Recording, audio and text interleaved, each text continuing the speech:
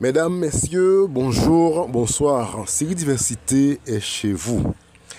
La Fédération Russie devrait-elle avoir peur des sanctions ou prétendues sanctions de l'Occident? Donc voilà ce que nous allons voir ensemble dans cette vidéo. Pardonnez-moi l'expression, mais nous n'en avons rien à foutre de toutes leurs sanctions. Un diplomate russe a exprimé sans fioriture le sentiment qui prédomine à Moscou. Dans la crise ukrainienne, les menaces occidentales ne feront pas plier la Russie. Et pour cause, les sanctions promises pourraient même avoir des effets positifs sur l'économie russe, explique l'économiste Hélène Clément-Pithiot. La Russie a des armes par rapport à ces sanctions. D'abord, elle a l'habitude d'en avoir. Et l'expérience qu'on a eue précédemment, c'est qu'un pays comme la Russie n'est pas atteint par les sanctions. C'est un pays qui a énormément de ressources, qui a énormément de ressources humaines et qui a une capacité de réaction et d'anticiper. On ne peut pas appliquer le même type de raisonnement qu'on applique habituellement pour des sanctions d'un petit pays. Vous voyez, vous pourrez la Turquie, peut-être même l'Iran ou l'Irak, vous pouvez les atteindre par des sanctions éventuellement, mais pas un pays comme la Russie, surtout avec les alliés dont elle dispose.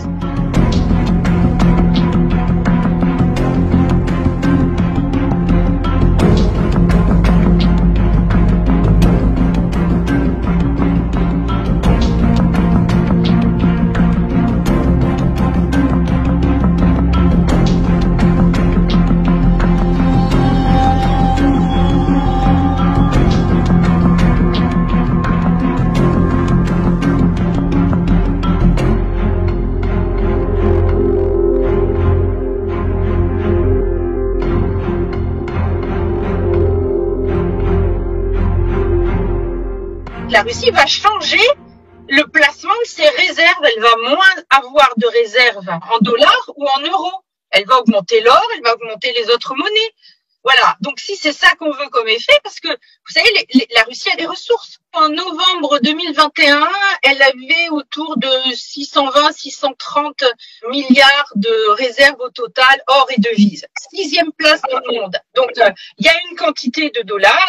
Mais effectivement, les placements en dollars sont importants dans les réserves russes. Et donc, la question de contrer les sanctions, ça sera de liquider ces réserves. Et ça ne veut pas dire les liquider pour en faire autre chose, non, pour replacer dans d'autres monnaies de réserve ou éventuellement racheter de l'or. C'est facile pour la Russie d'acheter de l'or. Elle en produit des quantités. Tous les pays de la route de la soie qui vont dédollariser. C'est-à-dire, je ne pense pas que la Chine va pas suivre la Russie sur ce domaine-là. Elle va en profiter. C'est la voie ouverte. Donc, il va y avoir un effet boomerang sur... Je pense que toutes ces choses-là sont que de la communication. Les États-Unis savent très bien qu'ils ne peuvent pas prendre ce risque. Donc, ils lancent la piste. Les Européens la travaillent sans avoir calculé ce que ça allait leur coûter.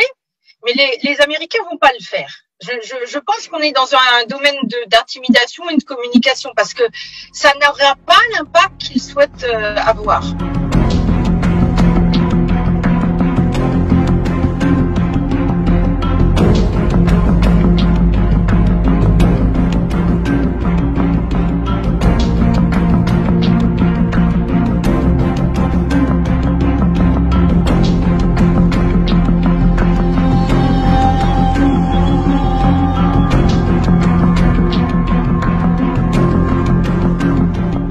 Le PIB russe, à l'heure actuelle, est diversifié. Une importante part du PIB, c'est vraiment l'agriculture à l'heure actuelle. Vous voyez, donc ça, on l'oublie. Alors que vraiment, la Russie a gagné il y a quelques années un des plus grands marchés du monde agricole, l'Égypte. Donc, en matière énergétique, elle a aussi énormément de clients. Sur la route de la soie, il y a des quantités de pays qui n'ont pas tous des hydrocarbures, et la Chine en premier. Je veux dire, elle signe en permanence des accords et des contrats avec la Chine d'approvisionnement.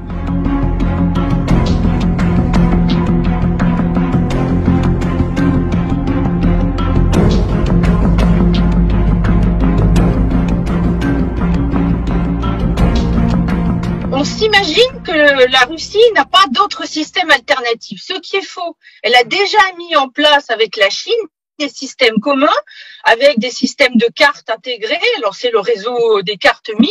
Donc, d'un point de vue fonctionnel, la Russie, la Chine, les pays d'Eurasie, et vous savez, les pays de la route de la soie, il y en a, je crois, plus de 140, hein, ça fait beaucoup de monde. La Russie n'est pas du tout isolée.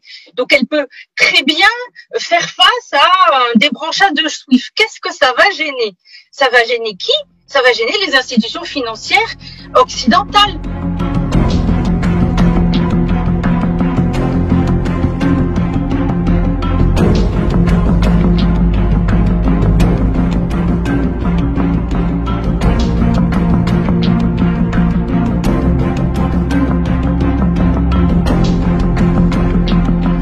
On a déjà imposé à la Russie des sanctions et on s'est aperçu qu'en fait, on a un effet boomerang. C'est pas la Russie qui est atteinte, au contraire, elle est même favorisée par les sanctions parce qu'elle peut avoir une politique beaucoup plus interventionniste à cause des sanctions. Et donc, on l'a vu par exemple dans l'agriculture russe ces dernières années. On a même pu qualifier de miracle agricole ce qui s'est passé en Russie. La Russie est devenue le premier exportateur mondial de céréales.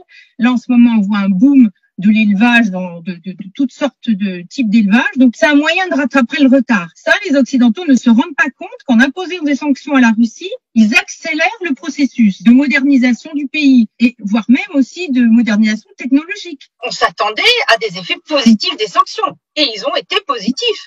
En revanche, l'Europe n'avait pas du tout mesuré, et en particulier la France. En revanche, en France, alors là, on est les bons élèves du système, quoi. Donc, je pense que si on applique de nouvelles sanctions encore, dans le fond, c'est les banques françaises qui vont être les plus touchées.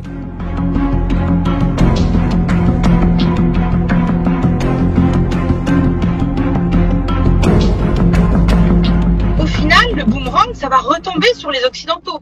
Parce que qu'est-ce qui va se passer? On va accélérer la dédollarisation de l'économie mondiale. Alors, est-ce que c'est ça que les Occidentaux veulent ou pas? Mais en tout cas, le résultat de futures sanctions éventuelles via SWIFT, via le pétrole, le gaz, ça aboutira à ça. C'est vraiment tout ce qu'il faut pas pour l'Europe, quoi. Donc, je vous dirais que les sanctions, c'est pas un problème pour la Russie, mais c'est un problème pour l'Europe. Est-ce qu'on a mesuré ce que ça va nous faire? Je ne crois pas, parce qu'on a déjà eu l'expérience de sanctions et personne n'avait travaillé en Europe pour savoir quel allait être l'effet boomerang.